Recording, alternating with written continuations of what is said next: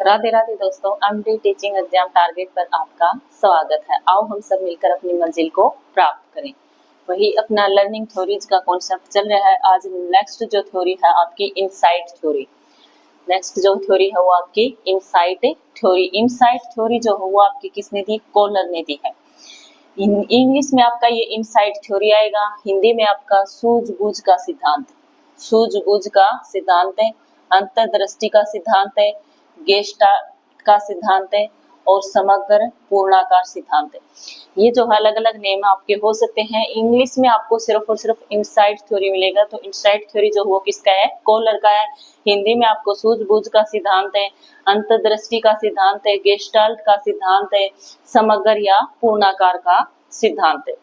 अब क्या है? सूझ का सिद्धांत गेस्टाल्ट वादियों की देन है। जो ये सूझबूझ का सिद्धांत जो है वो किसने दिया है? गेस्टाल्ट वादियों ने। वे लोग समग्र में विश्वास करते थे, अंश में नहीं।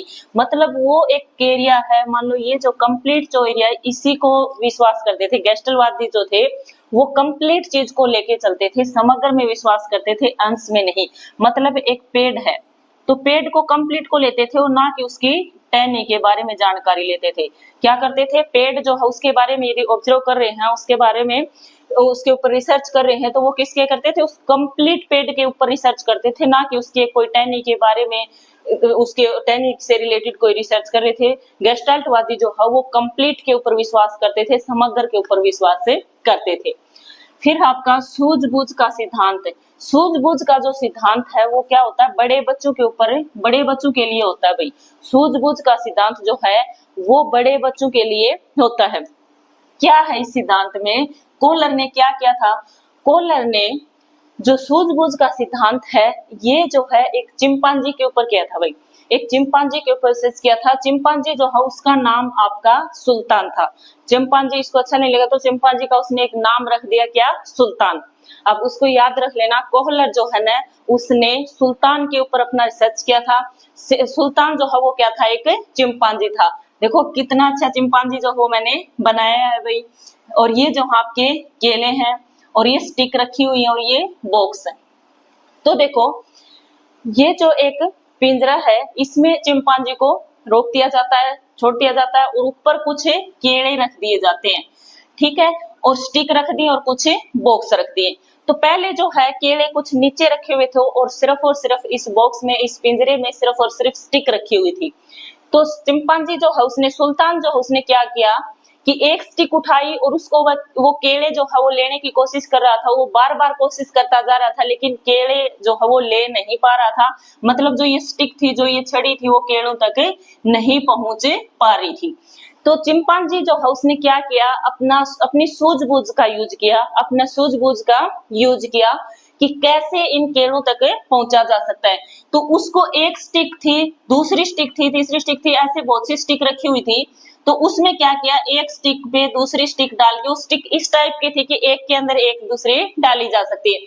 तो चिंपांजी ने क्या किया? एक स्टिक के ऊपर दूसरी स्टिक यूं लगा के, स्टिक में स्टिक डाल के और उसने केले जो है वो उतार ली भाई। ठीक है, तो क्या किया चिंपांजी ने? सूझबूझ के।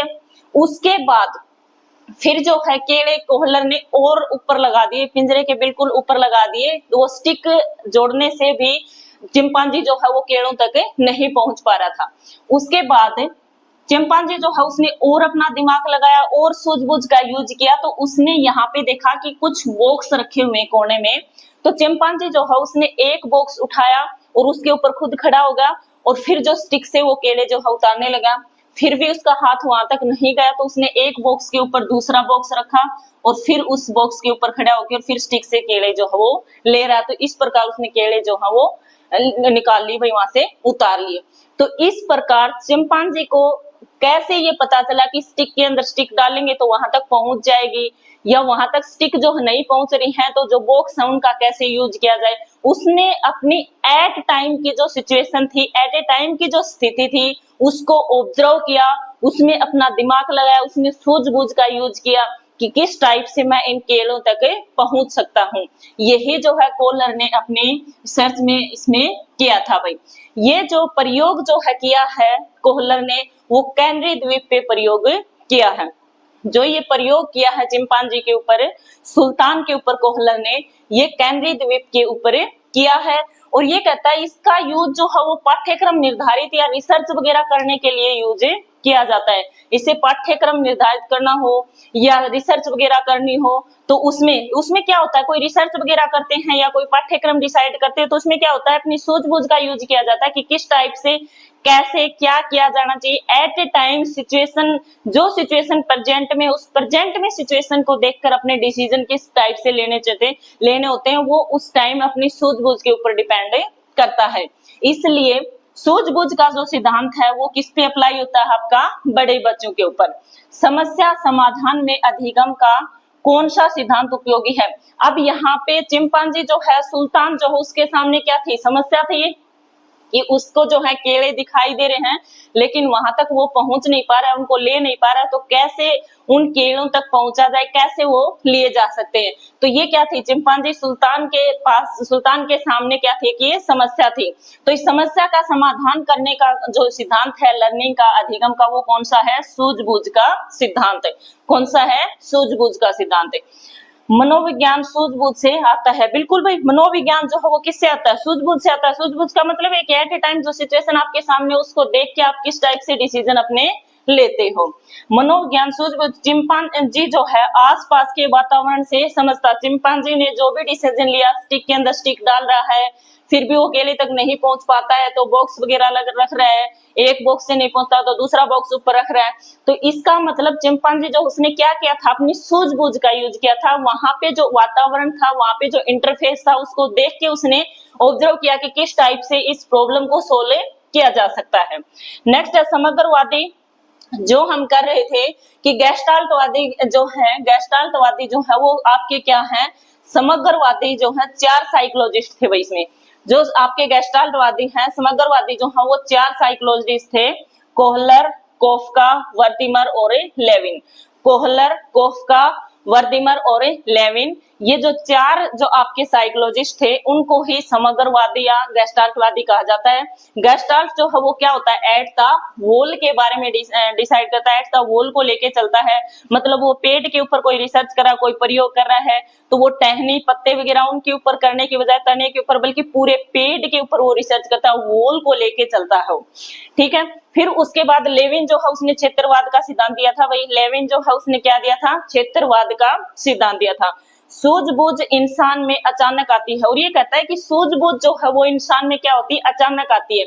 अचानक कैसे आती है, जैसे चिंपांजी जो है, सुल्तान जो है, उसमें क्या, उसने पहले ये सोचा था कि इस टाइप से केड़े रखे होंगे, उसको स्टिक जो है वो ऐसे डालनी होंगी बॉक्स के ऊपर, नहीं, उसको एट ए टाइम पे अचानक से ये माइंड में आया कि स्टिक जो है इनको मैं एक बार ऐसे डाल के देखता हूँ, शायद ये डल जाए और जो केड़े हैं उन तक पहुंच जाए। तो उस टाइम उसको क्या हुआ कि अचानक उस चीज की सूझबूझ जो है आई। तो इसलिए कहता है कि इंसान में भी इस टाइप से यदि कोई सूझबूझ आती है तो वो अचानक आती है। कोहलर द्वारा चिंपांजी पर किया गया प्रशिक्षण प्रदर्शित करता है। कोहलर द्वारा जो चिंपांजी के ऊपर जो प्रशिक्षण किया गया था वो क्या प्रदर्शित करता है, अंतर्दृष्टि द्वारा सिखाना।